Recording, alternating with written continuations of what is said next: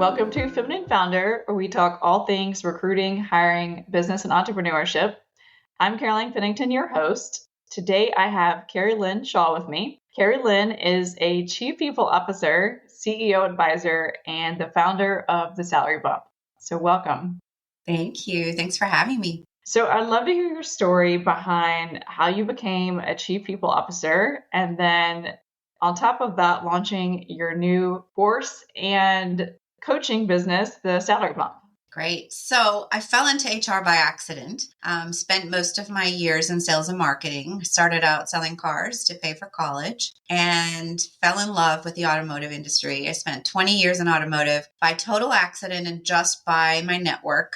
Someone said, "Hey, we think you'd be great in HR." I said, "All right, I don't even know how to spell it, but let's go for it." Back in those days, I would say modern HR wasn't really in place, or at least at the company that I worked for. And so I never went to HR for anything, not even the recruiting process. So I got into HR and loved every minute of it. It was the most perfect accident. And the reason I loved it so much is because modern HR and a business partner model where you're really embedded in the business is where I have the most fun. And given the fact that I had so many years of experience on the business side, I didn't want to give that up. And I'm a bit obsessed with human behavior. And so throughout my journey in HR, I became a professional coach and learned more theory behind how do we help people unlock their potential, and uncovered that really was my purpose in life and was really right where I was supposed to be.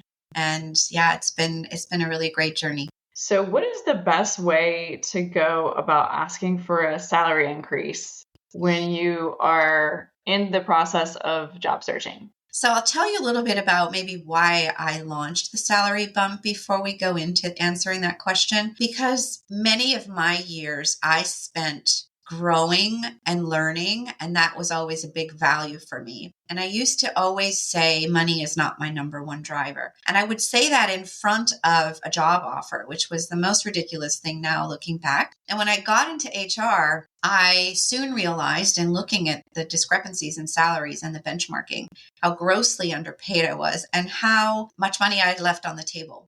It sort of brought together all of my years in HR and seeing such low percentages of people that negotiated at all. And then realizing that I can have growth and learning and my development and have the money. So what I really have attempted to do with the salary bump is to give back and to give people the tools, a little peek behind the HR curtain and what the interviewer or what the job offer, the person on the other end is actually thinking. And just a little secret, they all expect you to negotiate. And when you don't, it's actually alarming. And in my experience, that number is around 15% of people that negotiate. Different statistics and different studies show different amounts, but it's a very, very low number. That number is even lower for women. And of course, there are a couple of reasons behind why that is, which we can talk about a little bit later. But ask me your question again, and then I will weave that into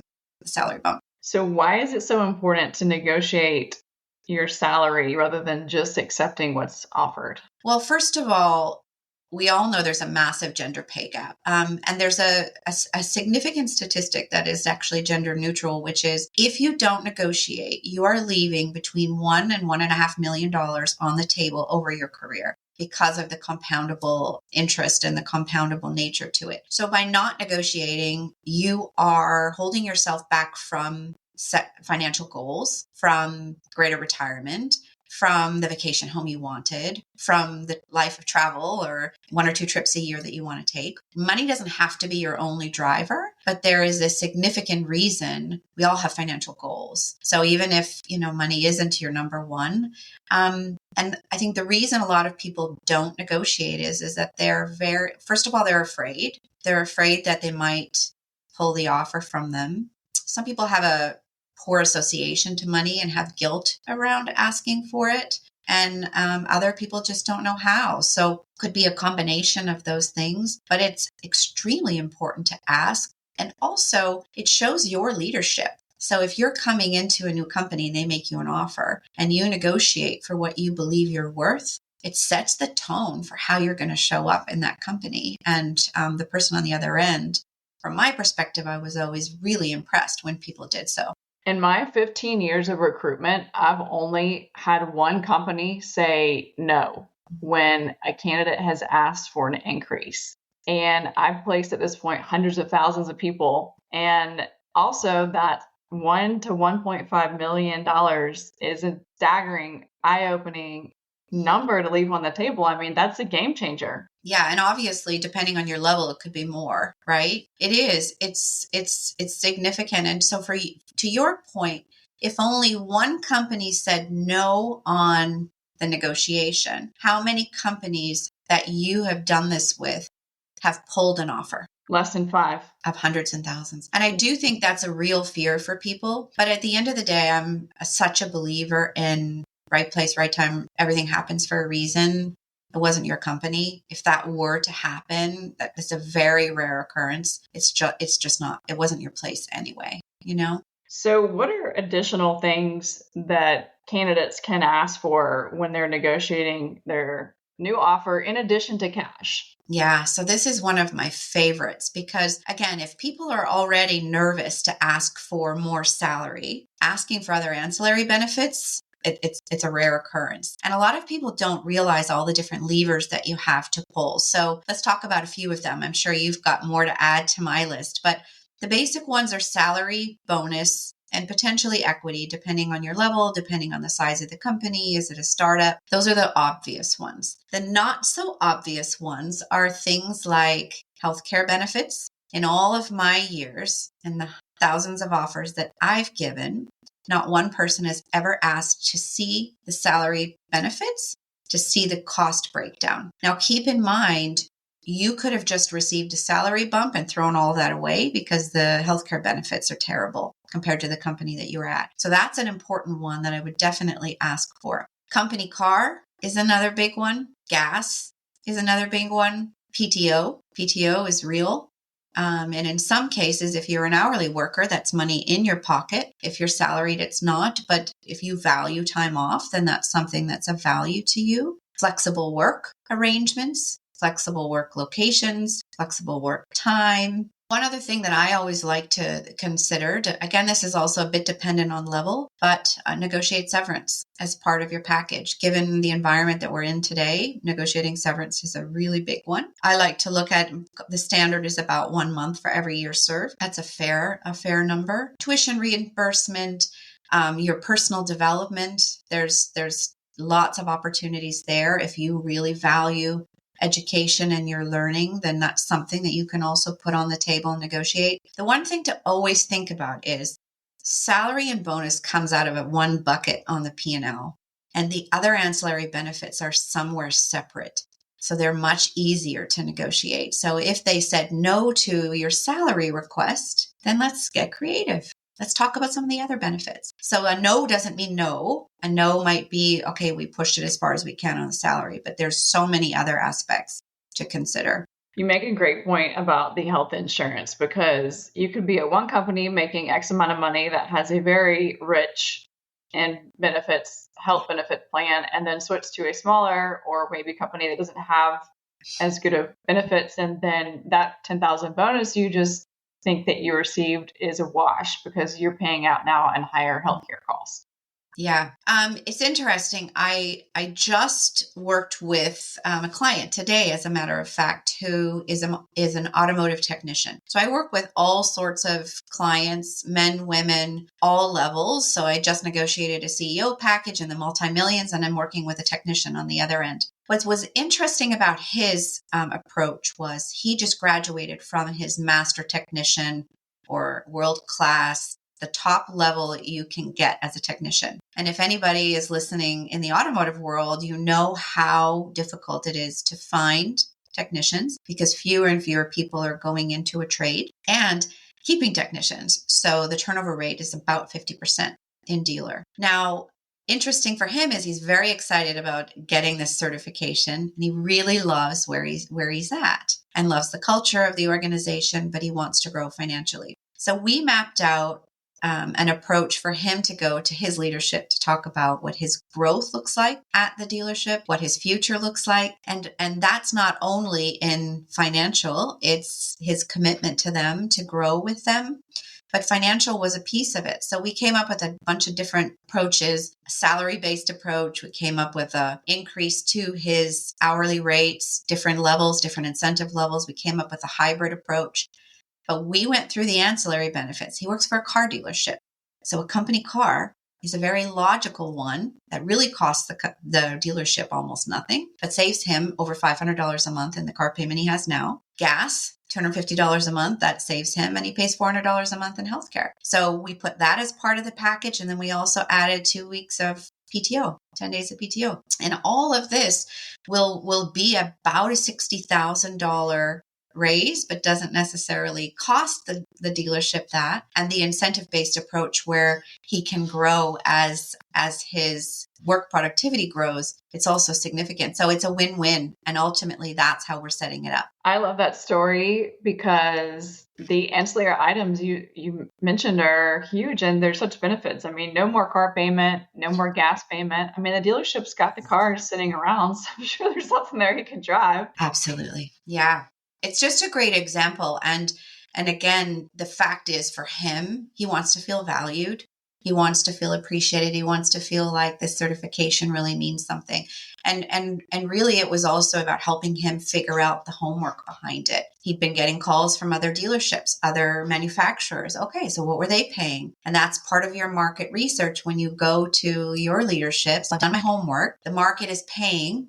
I don't want to go out anywhere else. I really want to stay and invest here with you. And then one other thing that we added to his conversation was to say, listen, if, knowing how difficult it is to find technicians, knowing how significant the turnover is, if we were to agree on whatever approach and wherever we land, I'm willing to sign something where I'll stay for a period of time as well. So that commitment is two-way. So in the end, it's going to be a win-win. I can't wait to see what the result of his negotiation is going to be, but I'm certain it's going to be really positive for him. I think one thing to keep in mind when you are going to negotiate either additional pay or benefits is the worst thing that they can say is no. Yeah.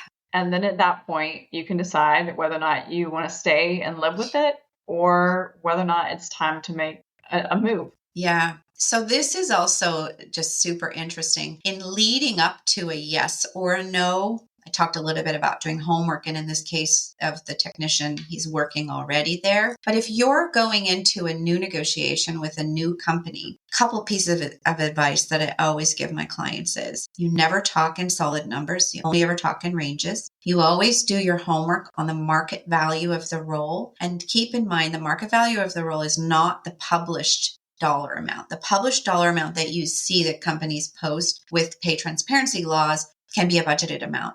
I've not worked with many that would do the homework on what the market value is the role. This is what we're budgeting. So knowing what the market is paying and knowing really where you see yourself and where you want to be going into that negotiation is super important. So I like to tell my clients, let's just use an example, they currently make $100,000. Market value for the role they're going for is $125,000. They would be over the moon with $125,000, right? So when we start talking about ranges, I always recommend the number that you would be happy with is the low number you should go in at your range. So if you'd be over the moon with $125,000, but you'd be really happy with $120,000, start at $120,000 and go to $140,000. And you're going to end up somewhere in the middle, but start your range. The lowest end of your range should be the number that you would accept. You never want to undersell yourself because if you give a lower amount, that's the number that you put on the table. That's where they end up. You're not going to be happy. So even if they come back with a number of 115 and you say, listen, based on my years of experience, based on where I'm at and the market value of the role, I see myself at the 125 range. How does that sound for you? And you can still have that conversation even if they come back.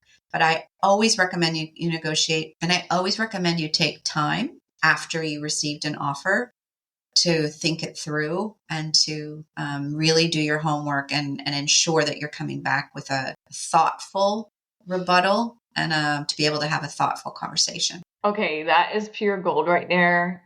only talking in ranges, I mean, that is huge. Yeah, you back yourself into a corner otherwise, right? You have nowhere to go. Absolutely. So I'd love to pivot and talk more about your new program, the Salary Bump. Yeah, so I told you a little bit about why I started the Salary Bump. And there's two different ways that you can work with me. One is going to my website and downloading or buying access to my accelerator program. And this is a self-guided online program where you'll go through a series of videos, a series of worksheets.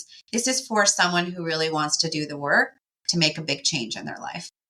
And there's a module on Know Your Worth, so around building your confidence to be able to ask and understand sort of your relationship to money and why it's awkward, and to help you break through not feeling awkward around it, not feeling guilt around money. Then there's a module on prep for the interview, which I know you do day in and day out with your clients. A lot of work on your elevator pitch and really how to set the stage and set your intentions going into an interview, and really establishing what you want to feel during the interview, that connection that you want to make and how important that is. And then last but not least, it's land the new job, how to answer critical questions early in the process, like what are your salary expectations? You have to be prepared to answer that question from the very first meeting. So a lot of really good nuggets on how to prep. So a little bit like the gold I just gave you on the salary range. There's a ton more information in there, pro tips throughout. And it's a wonderful program that I think is going to have a huge impact on a wider population. And then the other way you can work with me is one-on-one. So I have a really specific client that works with me one-on-one. And that is someone who just received an offer and you have 72 hours to turn it around. You call me and we make that happen. Super hard hitting, land the plane. Then the other one is if you just are about to jump into your dream interview and you want me to help you load your lips and just fine tune your elevator pitch. And then the third one is if you want a salary bump in your current role, in your current company, because that's a very different conversation than negotiating for a new job. Thanks, Carolyn.